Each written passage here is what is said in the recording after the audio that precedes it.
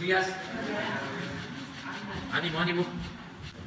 Pues vamos a contestar sus preguntas y vamos a estar poco tiempo porque tenemos el acto de conmemoración del Día de la Bandera. Es un acto muy importante. Hoy, 24 de febrero, se celebra el Día de la Bandera Nacional y año con año se hace esta conmemoración. Entonces vamos a estar en el Campo Marte a las 9:30, es la ceremonia. Pero tenemos tiempo para contestar preguntas. Si les parece, nos vamos a la primera fila. Sí, empezamos contigo. Y además son equilibrado. 3 mujeres y 3 hombres. Gracias, presidente. Buenos días. Judith Sánchez Reyes, de La Verdad Noticias. Presidente, de acuerdo a una investigación que realizamos en el medio, en los últimos 2 años resurgieron enfermedades como sarampión, viruela, tuberculosis, incluso se dieron algunos casos de polio, que no solamente es una situación de México, sino se dio a nivel mundial justamente por el asunto de la pandemia, dado que los gobiernos, se enfocaron todos sus esfuerzos para enfrentarla. Sin embargo, a finales del año pasado, las autoridades sanitarias federales dijeron que había una asignación presupuestal para adquirir vacunas, no solo de COVID, sino de otro tipo. Sin embargo, justamente también el año pasado fue difícil tener acceso a este tipo de biológicos en el sector público de salud. De hecho, hubo un recorte aproximadamente del 55% en este rubro en el presupuesto de egresos de la Federación 2023. Entonces, quisiera yo preguntarle si le han compartido pues las causas por las cuales se dio justamente esta reducción de poco más de 14,000 millones de pesos. Además, saber si ya se tiene planeada justamente esta estrategia para aumentar el porcentaje en la cobertura del esquema de vacunación, saber cómo se está manejando también la adquisición de estos biológicos y cómo se va a aplicar también en lo que tiene que ver con la comunidad migrante que está llegando a nuestro país, puesto que también se tienen casos de que pues han llegado niños solos y bueno, pues eso quizá también pudiera ser una situación de salud pública, un problema de salud pública. Bueno, en primer lugar, no hay techo financiero en cuanto a salud, educación, a todo lo relacionado con la justicia social. Se tiene todo el presupuesto que se requiere, independientemente de la aprobación del presupuesto. Son prioridades, los medicamentos, las vacunas, el que no falten los sueldos de los maestros, de los médicos, el que no falte la pensión para los adultos mayores. Ya son recursos intocables. No tiene que ver con los altos sueldos de los funcionarios, que eso sí, o los lujos en el gobierno. Pero la parte social tiene prioridad, como nunca en el gobierno. Yo pienso que el martes que viene el secretario de Salud y viene Hugo, que es el que tiene que ver con esto, podrían informar sobre todo este plan de vacunas, cómo está el abasto, todo lo que estás preguntando, los recursos, y ellos pueden explicar muy bien. Hay también algo que se debe de tomar en cuenta. Había el negocio de comprar, por comprar, para favorecer a laboratorios, a empresas y también a los servidores públicos corruptos, más que nada funcionarios, porque no se les puede llamar servidores públicos. Ya eso ya no se hace, porque hay presiones de laboratorios para comprarles vacunas y constantemente estamos analizando la conveniencia o no, porque hay mucho mercantilismo, lamentablemente, hasta en lo que tiene que ver con la medicina y los medicamentos. Pero esto se los puede explicar muy bien el doctor Hugo López-Gatell el martes. Es un buen tema, porque ya están queriendo que compremos más vacunas. Había presiones y los laboratorios tienen coyotes, pero les llaman elegantemente lobistas. Y tienen también publicidad, manejan publicidad, cabilderos, ¿sí? Pero en este caso son las vacunas que tienen que ver con el esquema primario de vacunación. Pero estoy seguro de que no tenemos ningún problema, que tenemos abasto suficiente, pero vamos a esperarnos que nos informen. Sí, incluso también ver si nos pueden comentar en esta relación de las vacunas contra el tétanos y contra el virus del papiloma humano, que también fue, pues digamos, una demanda que estuvieron haciendo pues los padres de familia de que el año pasado no se encontraban estos biológicos. Sí. Bien, presidente, gracias. En otro tema, en las reuniones usted que ha sostenido en estos últimos días aquí en Palacio Nacional, pues vimos la presencia de Mario Delgado y de Horacio Duarte. No sé si nos puede usted compartir qué temas trató con ellos y también saber un poco sobre el encuentro que tuvo ayer con la señora Lilia Paredes Navarro, esposa del presidente depuesto de Perú, Pedro Moreno. Pues vienen ciudadanos, dirigentes a Palacio y los recibo y platicamos sobre distintos asuntos. En el caso de Mario y de Horacio, ¿tiene que ver con las elecciones del Estado de México? No, vienen platicando sobre otra cosa. En el caso de Horacio, aun cuando está de coordinador en la campaña de la maestra Delfina en el Estado de México, vino hace poco porque él era el encargado de aduanas, ¿sí? Y platicamos sobre eso, básicamente. ¿Y con el dirigente de Morena? Pues cómo va Morena, qué piensan, cómo puedo hacerlo con cualquier otro dirigente de cualquier partido. No me pregunte eso porque entonces voy a decir que va bien y me van a multar. Y con respecto al encuentro... O sea, que conste, Y con respecto si me cepillan, Tú fuiste, ¿eh? Y con respecto al encuentro con la señora Lilia Paredes, esposa de Pedro Castillo, ¿qué habló con ella? Bueno, la recibí, ella es una mujer excepcional, una mujer humilde, buena, que vino a agradecerme por lo que se hizo con ellos, a platicarme de sus hijos, que ya están estudiando, su hija de 10 años, su hijo de 14. Estamos procurando que no les falte nada, ayudarlos. Está llena de sentimientos y pues también pidiéndonos que no abandonemos a su esposo. Nosotros consideramos que fue una gran injusticia el haberlo destituido de su cargo, porque él fue electo por el pueblo. Además, violaron la Constitución los conservadores del Perú, que es una minoría, ¿eh? Desde que lo eligieron, empezaron a hostigarlo. Llevaba apenas, creo que 1 mes, 2 meses, y ya estaban pidiendo su destitución, porque tuvieron que aceptar el resultado de que ganó un representante del pueblo, de los más pobres, de los indígenas, y hay lamentablemente mucho racismo y clasismo y muchos intereses creados en el Perú, porque es un país con muchos recursos naturales y esos recursos naturales son muy ambicionados por las grandes empresas transnacionales apoyadas con gobiernos extranjeros. Estamos hablando del gas, estamos hablando del cobre, del oro, de la plata, del litio. Además, explotan a los pueblos, saquean sus recursos naturales, hay muchísima pobreza. Todo esto es lo que lleva a tomar esas decisiones de destituir autoridades legítimamente constituidas. Son golpes de estados mediáticos, técnicos, violando la Constitución, violando las leyes. Desgraciadamente, la Organización de Estados Americanos, la OEA, y su organismo de derechos humanos están al servicio de los potentados. Es para que estuviese la OEA convocando a todos los Estados miembros para pedir que se libere al presidente que ilegalmente, injustamente está preso y que se le restituya en su cargo, porque fue electo democráticamente. En cambio, o se hacen de la vista gorda o le dan la razón al autoritarismo. Y la respuesta es la fabricación de más delitos, el control casi absoluto de los medios de información en el Perú. La gente se entera por las redes sociales, el olvido de la gran prensa internacional. Bueno, ni la ONU interviene. Entonces es lamentable. México va a seguir apoyando al presidente injusta e ilegalmente destituido y vamos a seguir demandando que se le libere. No puede estar en la cárcel. Es una gran injusticia. Además, fíjense, he visto encuestas donde la presidenta Espuria tiene el 15% de aceptación, el 85% la desaprueba, pero todavía tiene menos aprobación que el Congreso. Los diputados tienen el 90% de rechazo, 90%. Y aún así, ellos mandan con las bayonetas y con la represión, con la fuerza.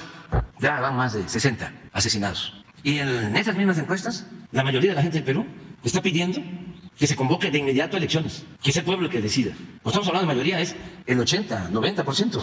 Y no, se quieren quedar hasta el 2026.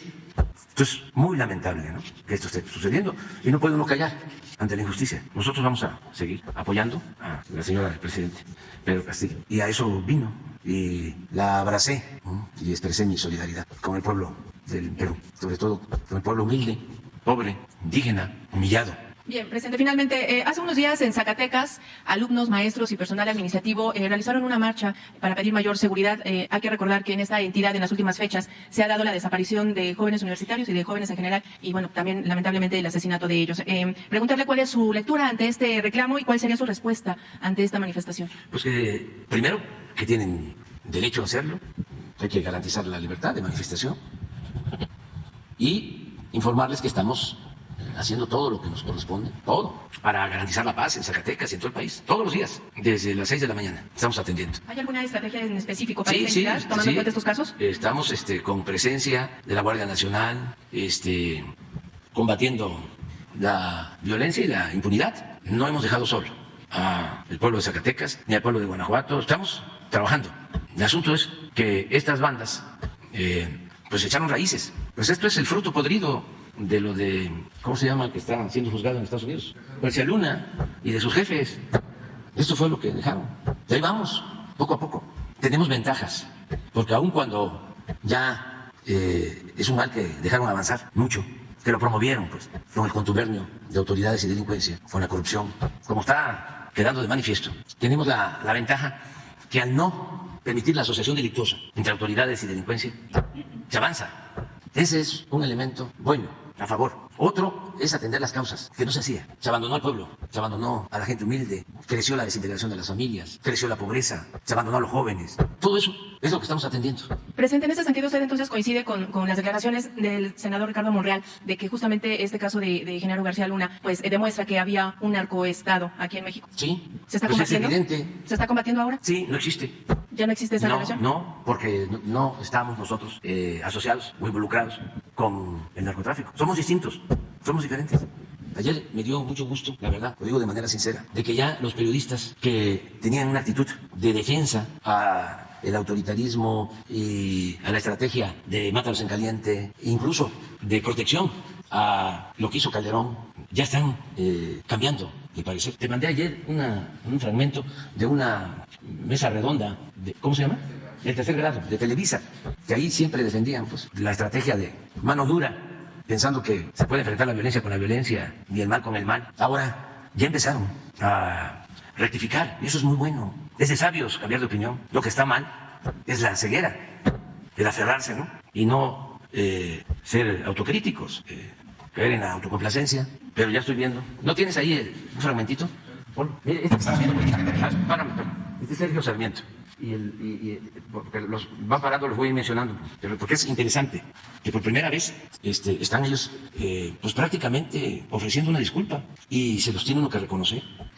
Los celebro pues y los felicito sinceramente, porque lo otro es pues el absurdo, el que es seguir diciendo que no hay pruebas, que no es cierto, o que si es cierto estuvo bien, porque se llega a eso. Porque el pensamiento conservador es muy autoritario. Es decir, hay que barrer. Y en un tiempo, esa fue la política que aplicaron, de masacres y de limpias. Entonces, ahora yo estoy notando un cambio y siempre voy a sostener que esto de García Luna va a ayudar mucho.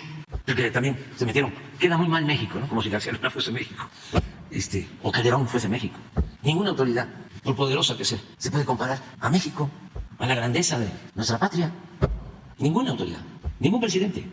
Es un representante de un país, de un pueblo, pero no es el país, no es el pueblo, no es la nación. Puede ser incluso representante del Estado, pero no necesariamente de la nación. Por eso cuando dicen hombre de Estado, estadista, te digo, sí, está bien, pero es mejor ser hombre de nación. Pero a ver, este es el Sergio Sarmiento. Lo que estamos viendo políticamente aquí, por eso un golpe enorme para el expresidente Felipe Calderón. No hay duda de que además la jugada muy bien jugada por el presidente. Pues que yo no lo veo bien, yo no lo escucho bien. Acá no se escucha bien, yo creo que ustedes sí lo ven mejor. Se vicia aquí. Pues lo que estamos viendo políticamente aquí, por eso un golpe enorme para el expresidente Felipe Calderón. No hay duda de que además la jugada muy bien jugada por el presidente Andrés Manuel López Obrador de ser responsable a Felipe Calderón, pues le salió muy bien, logró mandar el mensaje de que los de antes eran corruptos, y yo ya conmigo ya no hay corruptos, pero los de antes eran muy corruptos, y el más corrupto de todos los corruptos era el presidente Felipe Calderón. Desde luego, Felipe Calderón queda muy mal, porque si no sabía, pues mal. Leo Zuckerman, una vez me confesó de que él era neoliberal.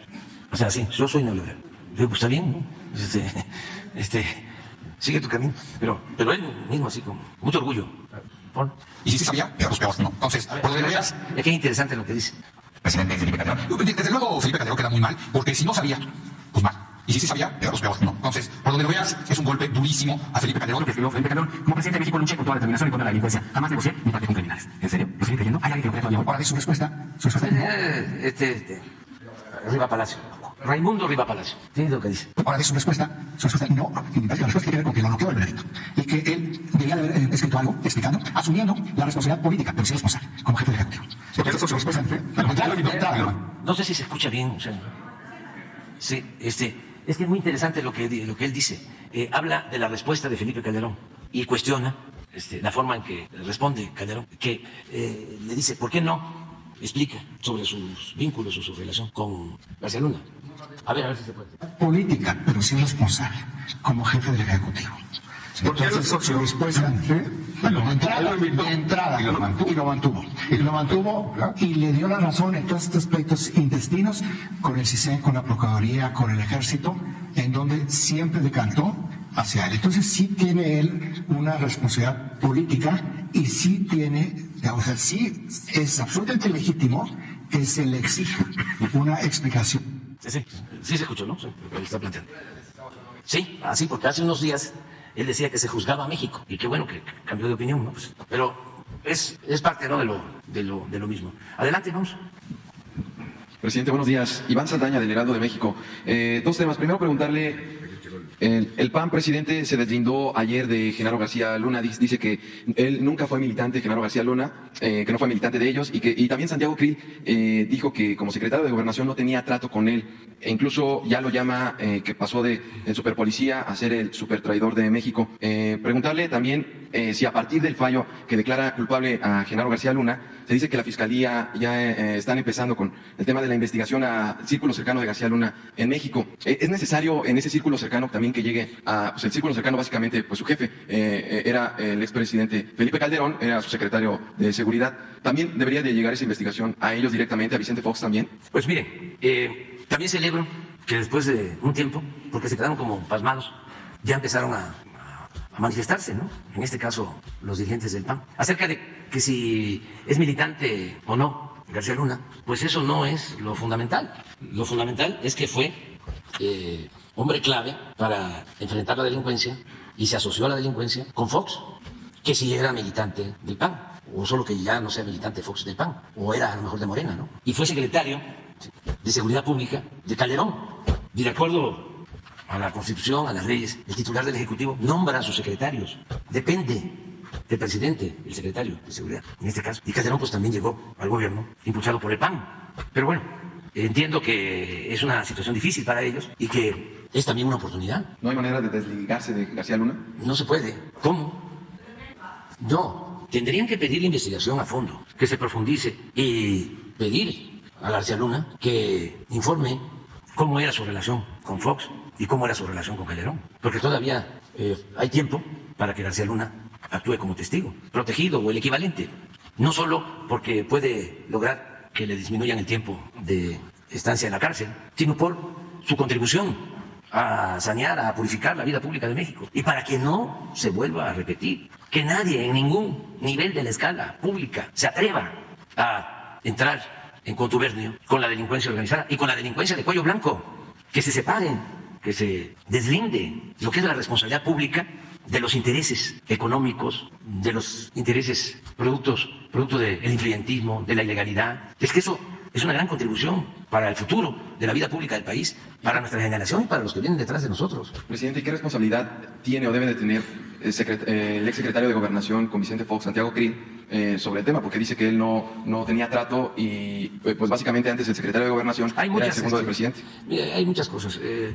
Habría que ver en la cuestión legal quién es el que se hace cargo de los temas de seguridad. O sea, siempre hay lo que se llama cabeza de sector. Si Gobernación tenía la coordinación de los temas de seguridad en ese entonces. Pero pues eso es otra cosa. Qué bueno que él se deslinda de esa responsabilidad. Y lo que hay que esperar es a ver si van a haber otros testimonios y que se siga la investigación a fondo sobre este asunto. Ahora, no se puede tapar el sol con un dedo, porque esto no es militante del PAN. Debe de haber infinidad de testimonios de cómo legisladores del PAN, dirigentes del PAN, defendían la estrategia de Calderón, de García Luna, en las redes. Ya deben estar circulando.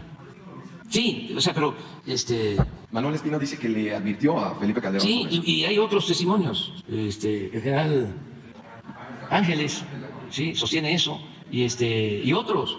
¿Sí? El que que fue presidente del PAN, y luego estuvo también con Gustavo Madero, y se regresó. Germán Martínez, él también dice eso, o sea, que sí sabía, pues, Felipe, que sí le decían.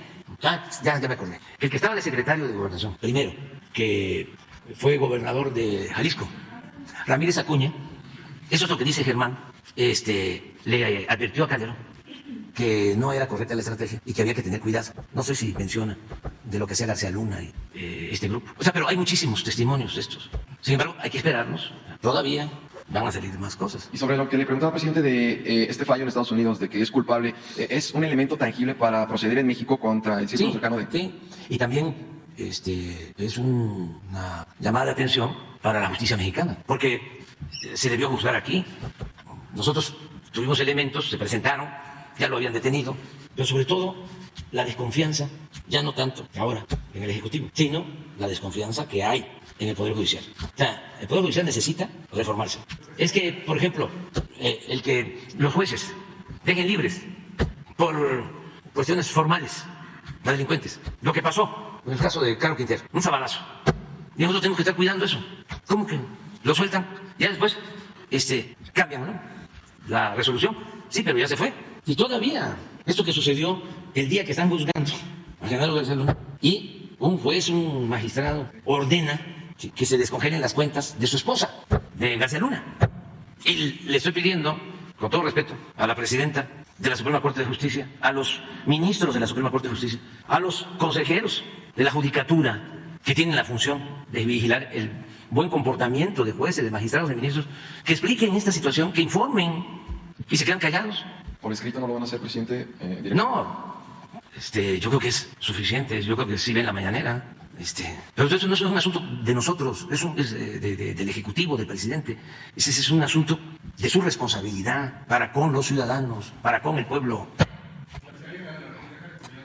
Lo mismo si no hay actuación, pero hay que ver si se presentó la denuncia, cuándo se presentó. Entonces, sí es un llamado de atención, para decir, ya, que no haya impunidad, que no haya contubernio. Es que así como estaba tomado el Ejecutivo, secuestrado, era una república aparente, simulada. Así como pues es un proceso de transformación que lleva tiempo, hay que seguir limpiando los poderes en su conjunto. Pero vamos bien, vamos muy bien. Presidente, en un segundo tema, y bueno, aprovechando también que mencionaron a la Fiscalía, reapareció el fiscal Alejandro Gertz Manero. ¿Ya tuvo usted comunicación con él? Y el segundo tema, preguntarle si ¿cuándo hablará con el dueño de Tesla? Si hay definición en dónde se instalará Tesla, si nada va a ser en un estado, van a ser en varios, y de cuánto sería la inversión, cuántos empleos generaría. Gracias, presidente. Sí, me da muchísimo gusto que ya ayer salió una foto de Alejandro Gertz. Ya está en su oficina, ya está bien de salud. Lo celebro porque ya lo daban por muerto y gozaba de cabal salud, o se estaba curando, y ya está bien, y eso me da gusto, lo celebro, porque hubo toda una campaña. Bueno, llegaron a publicar que tenía cáncer, que ya estaba en la fase terminal. Los medios informativos, bueno, todos, no todos. Ya cuando hable yo de medios ya me ayudan ustedes, ¿sí? Como el que tenía Fox de vocero. Lo que quiso decir el presidente es que no todos los medios, ya que quede eso establecido. Aquí está la carta, digo la foto. Entonces, pues es para celebrarlo. ¿Cuál es la otra pregunta? Sí, vamos a tener una comunicación con ellos pronto, muy pronto, para ponernos de acuerdo, porque sí nos importa mucho el que se invierta en el país, porque significa la creación de empleos, pero queremos también cuidar el territorio, no destruir el territorio, garantizar que no le falte agua a la gente, porque el pueblo tiene que estar siempre por delante. ¿Mande? No, decirles dónde es posible que se invierta, que haya agua, que haya espacios para el crecimiento urbano, porque no es agua nada más para las plantas. Eso no es el problema, porque se puede utilizar agua tratada. El asunto es que cualquier inversión, si es grande, implica más población, más servicios, más agua, calles, drenaje, transporte público. Entonces, no es crecer por crecer, sino que sea un desarrollo sustentable o que haya crecimiento con bienestar. Sí, todos los empresarios extranjeros ya son muy sensibles y tienen una dimensión social, cívica, en este caso ambiental. Están participando todos, la mayoría, en lo relacionado con el cambio climático. Bueno, esta empresa produce vehículos eléctricos, entonces no veo ningún problema. No sé yo exactamente cuánto. Nada más es de que en el caso de la pretensión de poner la planta en Monterrey, pues ustedes saben, acabamos de padecer una crisis tremenda de falta de agua, porque no hay agua. Y además, ¿por qué no hay agua en Nuevo León? ¿O por qué no alcanza el agua? Porque ha habido mucho crecimiento. El mismo gobernador decía que eran víctimas de su éxito, algo así, de que como tienen mucha inversión, crecimiento, pues ha llegado mucha gente, ha habido mucha migración. Entonces ha crecido mucho la zona metropolitana de Monterrey y eso ha significado un mayor consumo de agua. Por eso estamos atendiendo el problema de manera urgente, deseando de que no sea tan severa la sequía este año, que nos dé tiempo de terminar el acueducto del Cuchillo, porque con eso resolvemos el problema de la escasez de agua. Pero 5 años. Se está trabajando también. Va a estar a finales de este año. O sea, son las 2 grandes obras que estamos haciendo. Pero no se puede caer en la anarquía. en el desorden. En el norte en general ya falta agua, o sea, son muy pocos los lugares donde hay agua. Se está haciendo un análisis cada 3 años con agua. Emite una recomendación sobre la existencia de las aguas subterráneas, aguas superficiales, lo que se tiene de agua. Por ejemplo, lo que querían hacer con la planta esta cervecera en Mexicali, Constellation, que entendieron muy bien, por la pregunta que me haces, los dueños de Constellation, unas personas muy responsables, decentes, los dueños de esta empresa, vinieron a hablar con nosotros y se les dieron facilidades y ya están construyendo su planta en Veracruz. Pues no sé, pero yo creo que el año próximo, y compraron un terreno y van a tener un sistema de tratamiento de agua de primera, con tecnología de punta, y les queda ahí el puerto para poder exportar la cerveza. En fin, se pudo con ellos. Hay, no sé si pones el último, está por salir el dictamen correspondiente a los próximos 3 años, pero el que está vigente, a ver si lo pones, el mapa de existencia o abasto o disponibilidad de agua en el país. Están de rojo algunas regiones, estados. ¿Mande? Y donde se tenga el agua. ¿Lo permitirían? Si no hay agua, no. No habría posibilidad. No, sencillamente no se entregan permisos para eso. O sea, no es factible. Esto, mire. No podemos seguir con la misma política. Por ejemplo, lo que se hizo en la laguna, que se opta por la siembra de la alfalfa, que requiere mucha agua para producir leche, y se desarrolla económicamente la industria lechera. Es ejemplar. Se llama, ¿cómo se llama? La empresa de la laguna. Lala, ¿sí? Sin embargo, no solo por ellos, no solo por la alfalfa, pero también la minería, se va agotando el agua, se van agotando los acuíferos. Entonces cada vez hay que perforar a más profundidad, 2.000 metros. Y entonces ya el agua que está a mayor profundidad ya es un agua con arsénico. Entonces el único lugar en México, y yo creo que de los pocos en el mundo, en donde hay plantas de tratamiento para quitarle el arsénico al agua, es en la laguna. Imagínense eso. Y además ya con problemas de salud graves. Entonces por eso estamos invirtiendo para que con agua superficial se garantice el abasto de agua a los pobladores de Torreón, de Gómez Palacio, de Lerdo, de la laguna.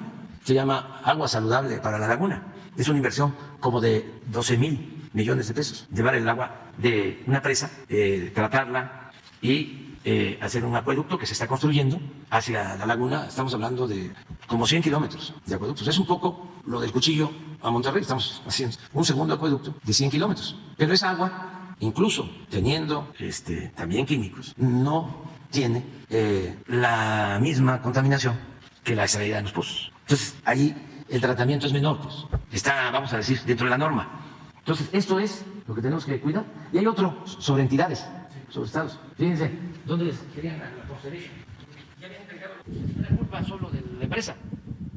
La mayoría de las empresas tienen gestores, tienen abogados en México, despachos de fiscalistas. Bueno, se llevan empresas a trabajar a funcionarios. Les decía yo que Alfa de Monterrey se quería llevar, no sé, yo creo que ya se la llevó, sí, la contrató a la señora del COFESE, de la competencia, que estaba aquí en el gobierno, en esa comisión que crearon en el periodo neoliberal para defender a los privados, en contra de Pemex, en contra de la Comisión Federal de Electricidad, en contra de las empresas públicas, como los jueces estos, que son especialistas en proteger a los particulares y no protegen al pueblo. Pero miren, allá arriba, no, en el anterior, que está más claro el anterior. Bueno, pero ahí está Mexicali, pero a ver, la anterior, superficiales. No, pero la otra, la que pusieron primero, está rojo, esta, es Mexicali, ahí está la mancha roja, agua subterránea, sí. Pero todo se arregla, Gracias. Buenos días, presidente. Arturo Pavón de Chapucero.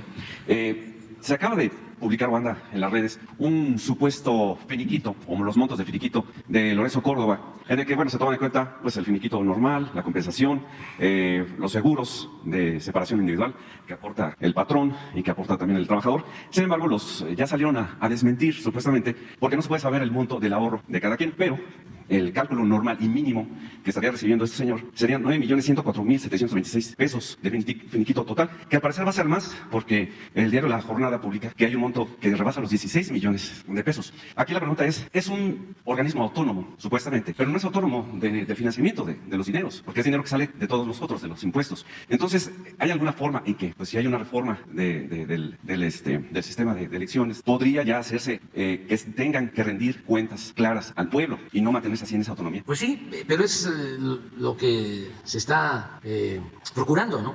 Que nadie gane más que el presidente, como lo establece la Constitución, que haya austeridad, que se respete la ley de austeridad republicana, donde pues no hay servicio médico privado.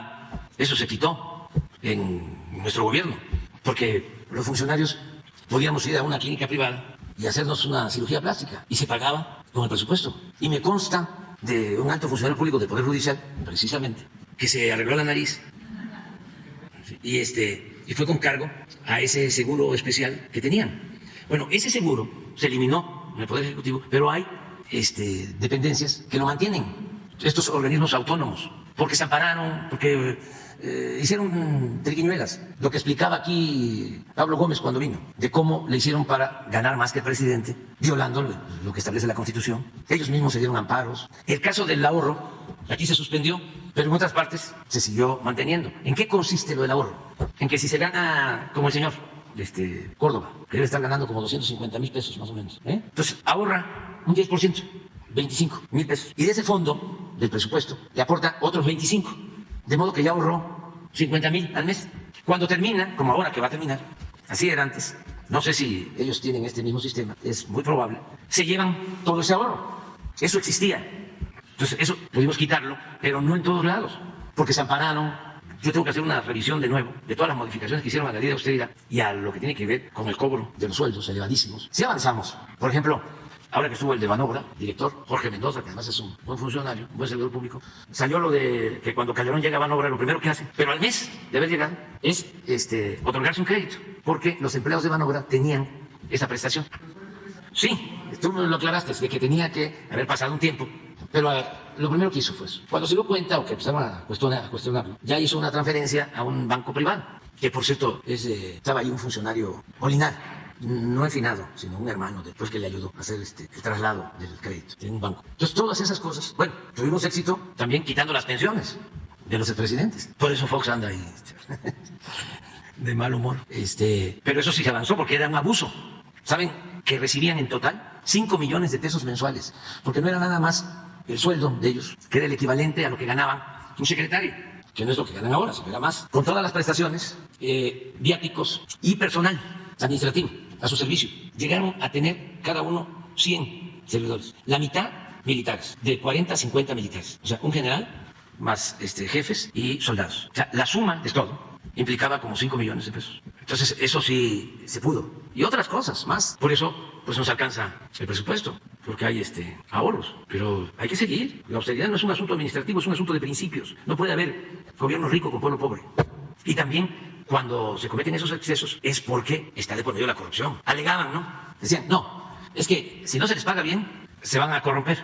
O si no se les paga bien, los buenos se van a ir a trabajar a la iniciativa privada. ¿Ustedes creen que la iniciativa privada gane 600,000 pesos mensuales? ¿Un gerente? No. El que se atreve a cobrar 600,000 pesos mensuales en un país con tanta pobreza es una gente insensible que no debe estar en el servicio público. Porque si se trata de hacer dinero, pues a la iniciativa privada, y es legítimo, pero aquí es servicio público, siervos de la nación. Por eso también está grave lo de García Luna y de cualquier servidor público, porque se debe de castigar al que roba, pero se debe castigar doblemente si se trata de un servidor público. O sea, debe ser mucho más el castigo, porque nos están confiando la seguridad, el bienestar del pueblo. En eso coincido con el boletín que hicieron en la Fiscalía de Estados Unidos, de que lo que hizo García Luna es un acto de traición a México, al pueblo de México, como cualquier corrupto. Y quien se lo permitió sabiendo lo que era y lo que hacía. Eso va a irse aclarando. Y lo mejor es que se tome la iniciativa, lo que están haciendo ya los periodistas. Pedir cuentas. Sí, que ofrecer disculpas y decir, estaba yo equivocado. Sí, todos los seres humanos cometemos errores. Solamente el creador pues, es perfecto. Pero ni el agua bendita es químicamente pura. Sí, una segunda pregunta.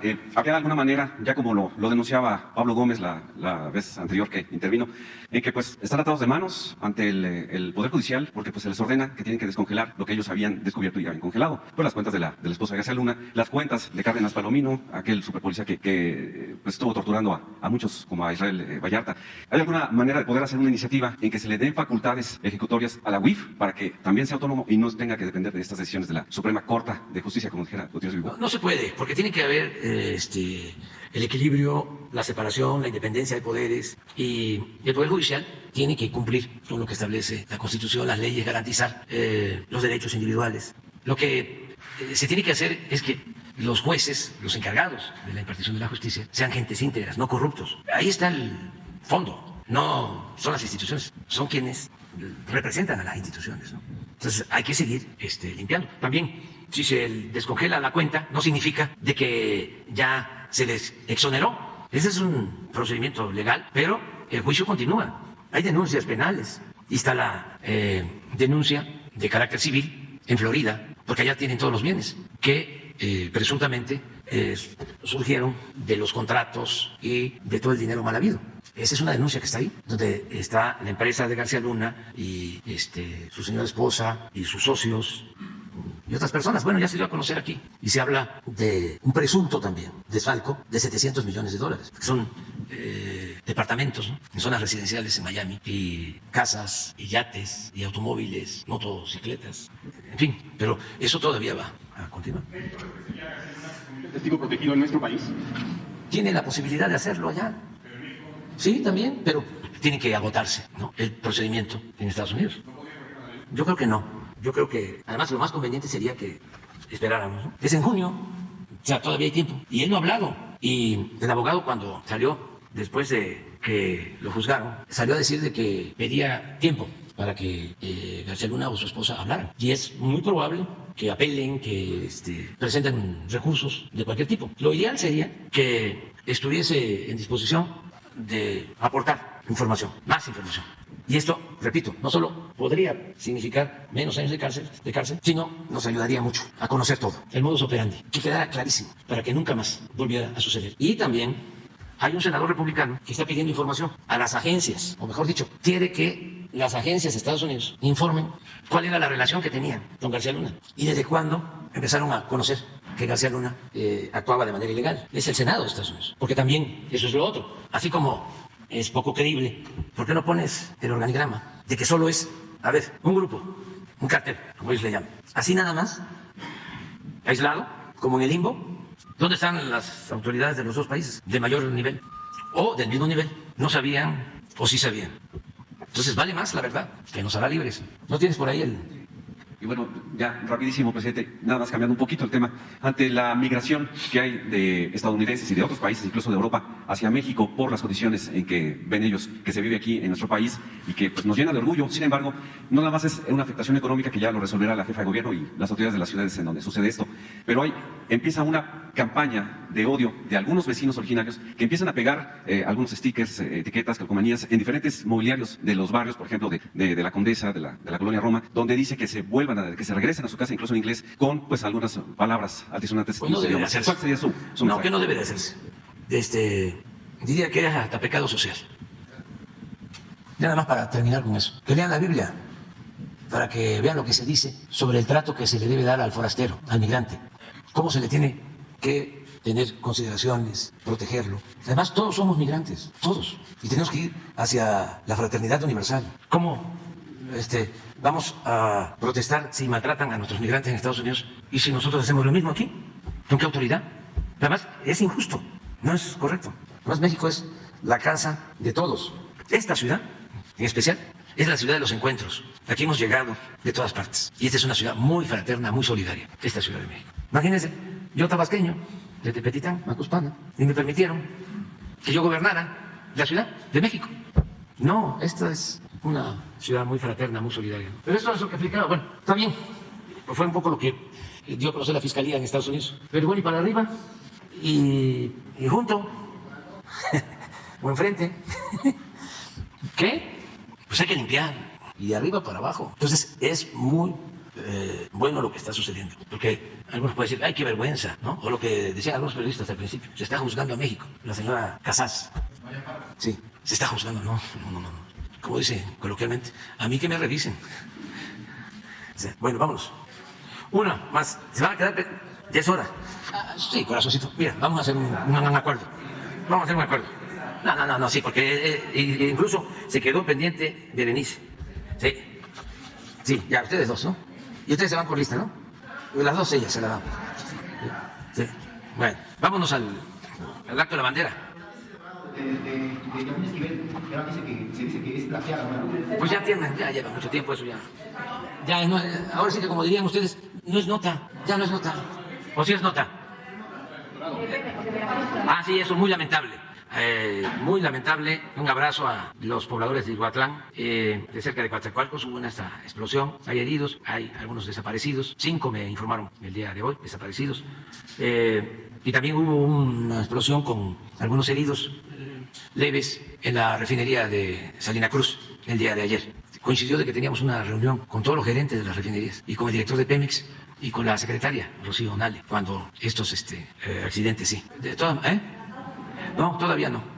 Sí se actuó bien, el ejército, las autoridades locales, la gente ayudó a controlar el incendio. En el caso de Salina Cruz se controló pronto, en el caso de Ixhuatlán más tiempo, porque era un depósito de petróleo, según me informan. Entonces vamos hoy a informar bien sobre todo lo sucedido. Seguramente Pemex va a dar a conocer lo que sucedió el día de hoy, en la mañana. Bueno, nos vemos. La paz.